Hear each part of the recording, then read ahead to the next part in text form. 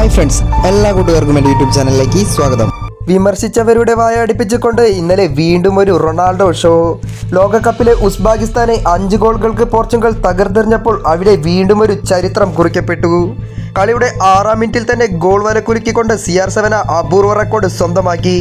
6 വ്യത്യസ്ത ലോകകപ്പുകളിൽ ഗോൾ നേടുന്ന ലോകത്തിലെ ആദ്യത്തെ ഒരേയൊരു ഫുട്ബോളർ.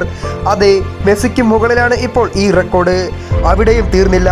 39-ാം മിനിറ്റിൽ തൻ്റെ 2ാമത്തെ ഗോളും നേടിയ അദ്ദേഹം പോർച്ചുഗലിൻ്റെ എക്കാലത്തെ മികച്ച ലോകകപ്പ് ഗോൾ സ്കോററായ യൂസോബിയയുടെ റെക്കോർഡ് മറികടന്നു.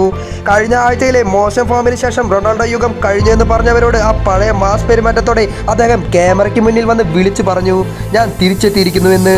പ്രായം 41 ആയെങ്കിലും രാജാവിൻ്റെ സിംഹാസനത്തിന് ഇളക്കം തട്ടിയിട്ടില്ല എന്ന് CR7 ഇന്നലെ തെളിയിച്ചു. റൊണാൾഡോയുടെ ഈ മാസ് തിരിച്ചുവരവ് ഇഷ്ടപ്പെട്ടവരുണ്ടെങ്കിൽ വീഡിയോ സബ്സ്ക്രൈബ് ചെയ്യാനും ലൈക്ക് ചെയ്യാനും മറക്കല്ലേ.